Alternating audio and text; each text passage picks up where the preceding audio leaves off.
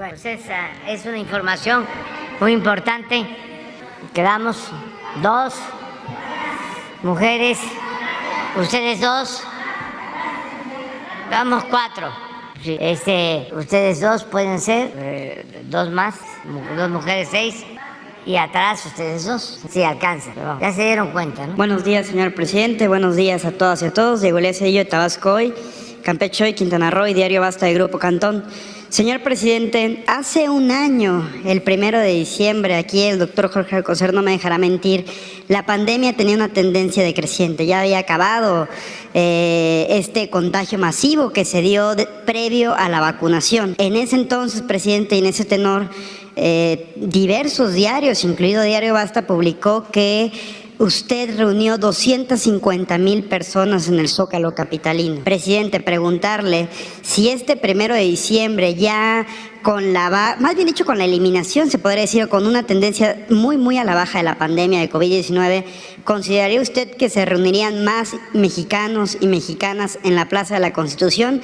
Y aunado a este tema, preguntarle, a 4 años de su gobierno, ¿cuál es el balance que usted tiene, positivo, negativo? En alguna ocasión nos platicó en la reunión de gabinete, en la reunión de salud que se dan en el área de presidencia, que una de las reuniones más difíciles del gabinete de salud fueron los avances día a día de la pandemia de COVID-19. Entonces, preguntarle cuál es el balance de su gobierno a 4 años, presidente. Muchas gracias. Bueno, el día 1 están invitados todos a informarse sobre lo realizado en 4 años. Es una reunión amplia, informativa, a las 5 de la tarde, para que no nos agarre la noche. Y vamos a puntualizar todo lo realizado, que considero es bastante, sobre todo en beneficio de la gente más pobre, de los más necesitados. Los olvidados, los humillados, son ahora los que tienen atención prioritaria, preferente. Y si me dices sobre los logros, yo creo que ese es el más importante. El que se esté atendiendo a los marginados, como nunca. Y eso voy a demostrar el día 1. Se atiende a todos, se escucha a todos, se respeta a todos, pero se le da preferencia a los pobres. Y eso me llena de satisfacción. Pero además de que es una convicción y que eso debiera ser el propósito fundamental de cualquier gobierno, atender de manera preferente a los pobres. Pero eso es humanismo. Además de eso, que desde luego es lo esencial, los pobres son muy agradecidos y leales. Y en un proceso de transformación solo se puede avanzar con el apoyo del pueblo. Como decía Juárez, con el pueblo todo, sin el pueblo nada. Esa es de las grandes enseñanzas. Ayer hablaba yo de eso. Una gran enseñanza es que la oligarquía, aunque suene a paradoja, es subversiva. El porfiriato condujo a la revolución. La opresión, el autoritarismo, produce ingobernabilidad. Esa es una enseñanza. Alguien dijo de que las bayonetas servían para muchas cosas, menos para sentarse en ellas. O sea, no se puede gobernar oprimiendo al pueblo, saqueando lo que es del pueblo. O como decía Lincoln, al pueblo se le puede engañar una vez, 2 veces, pero no se le puede engañar toda la vida. Una dictadura, una oligarquía conservadora domina transitoriamente. Esa es una lección. Y la otra gran lección es que una democracia solo tiene éxito si atiende al pueblo y cuenta, en consecuencia, con el respaldo del pueblo. Está en la historia. Lo más cercano a esto último es lo que pasó durante el gobierno del presidente Madero. Un hombre bueno, bien intencionado, que se adelantó a su tiempo.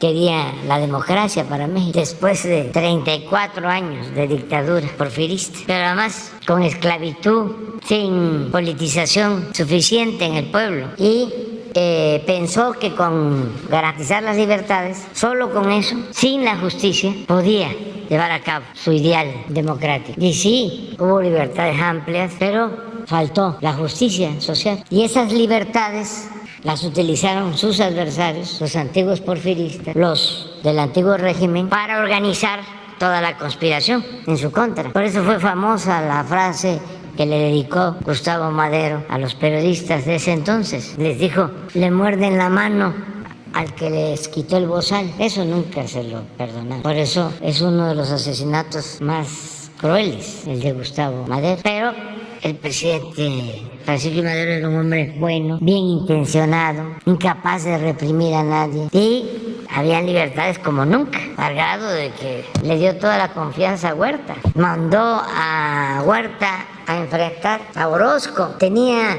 su secretario de defensa, que era un hombre recto. Se levanta en armas Orozco, se levanta en armas Félix Díaz, Bernardo Reyes. Una situación difícil para él. Entonces se va el secretario de la defensa del gobierno de Madero y los orozquistas logran encarrilar un vagón lleno de dinamita al tren de los militares maderistas. Y hay una explosión y mueren muchos. Y el secretario de la defensa, estando ahí, se pegó un tiro por el fracaso frente a Orozco. Y entonces, en esas circunstancias, el presidente Madero llama a Huerta para que vaya a combatir a Orozco. Y lo vence Huerta, pero desde que lo vence se empieza a hablar de que él iba a dar el golpe de Estado porque había quedado como héroe.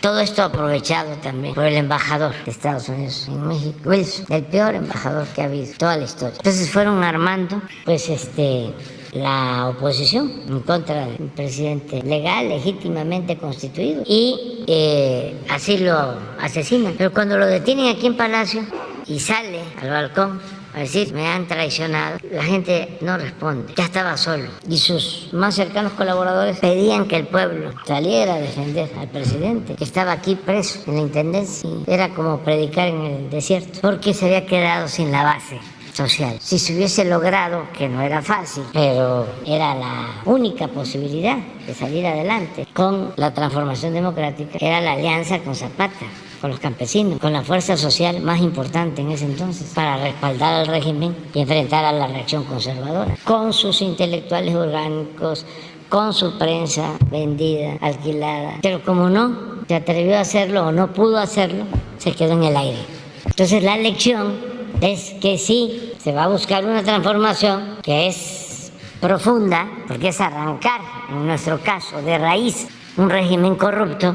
Y no solo es arrancar de raíz un régimen corrupto, es cambiar la mentalidad de muchos, de millones, como ha venido sucediendo, por lo que estoy muy satisfecho, que ese es otro logro, el de la revolución de las conciencias. Porque en suma, con todo lo que han hecho los oligarcas, con todo su dinero, con todo su poder, con todos sus voceros, con todos sus intelectuales orgánicos, alcahuetes, no han podido ni podrán, porque la mayoría del pueblo nos apoya. Pero nos apoya porque nosotros apoyamos al pueblo. Y por eso es que digo, amor con amor se paga. Es recíproco y sincero. Pero eso, además de ser profundamente humano y generar una satisfacción que no se obtiene con nada, menos con dinero o con lo material. Además de eso, es la esencia de la política. Si se entiende que la política es hacer historia. Entonces me siento muy contento, muy satisfecho y vamos avanzando. Esto que pasó antier de la marcha, muy bien. El que se aclaren las posturas, porque son dos proyectos distintos, contrapuestos de nación. Entonces no hay espacio para la simulación. Y eso me da mucho gusto. Imagínense que marchen juntos Madrazo y el Bester, y Fox, y Chong, y Goldenberg, y ¿quién otro? Lozano, Claudio X, Gustavo de Hoyos, puras finísimas personas. Entonces, es realmente algo excepcional. ¿Cuándo te iba a pensar eso? ¿Quiénes marchaban en México? Y por eso los estoy animando a que le sigan, porque tienen que llenar el Zócalo. Ayer dije que apenas equivalía su marcha a la mitad del Zócalo. Yo creo que me excedí, pero hay que ir hacia adelante. Yo cuando comencé, iba yo con un megáfono a los pueblos y me escuchaban 5, y cuando se acercaban 20, era yo feliz, feliz. Una de las cosas que nunca voy a olvidar es que saqué un aplauso en un camión urbano, que como dicen los veracruzanos, le zumba, porque me subía yo en la parada con unos volantes. Entonces hablaba yo una arenga: ya es tiempo de despertar, hay que acabar con la corrupción, tiene que haber democracia, al pueblo nada más se le utiliza, vamos a luchar por un cambio verdadero, así, algo parecido. Y entregaba yo los volantes y antes los camiones tenían puerta por atrás y me bajaba. Le pedía yo permiso al chofer, conductor, si me daba. Y pues cada quien ya ven como era antes y sigue siendo, ¿no? Cada quien en el camión va leyendo sus cosas, volteando a ver. Entonces de repente yo me paraba y hablaba y así. Pero muy efectivo porque eran camiones grandes, pues de 30, 40 pasajeros y 30, 40 en 10, 15 minutos.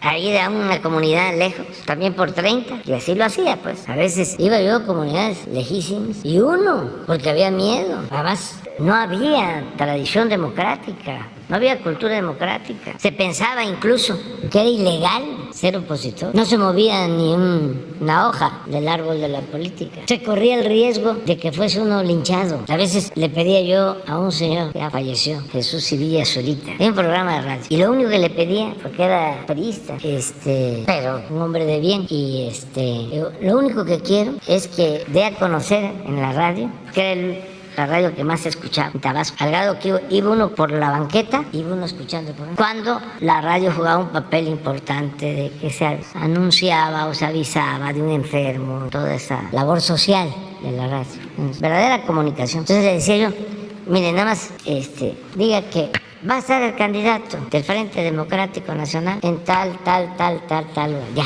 para que la gente pues sepa que es legal.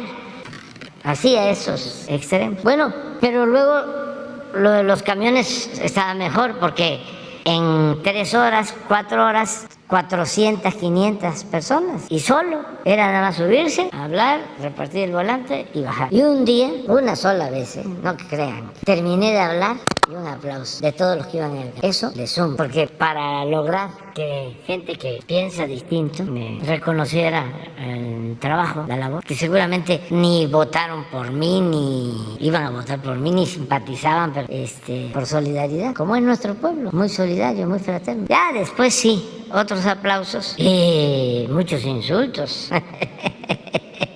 Pero ya después, en las campañas de 2006, pero sobre todo ya últimamente, en el 18, una vez salí del aeropuerto de Tampico y estaban ahí pasajeros esperando a sus familiares y todo. Y salí y me vieron de aplauso. Pero ya estamos hablando de estos tiempos. Entonces, es muy satisfactorio el luchar por un cambio y ver frutos, resultados. ¿Cómo no voy a estar satisfecho si se van a destinar el año próximo 850,000 millones de pesos para los programas de bienestar?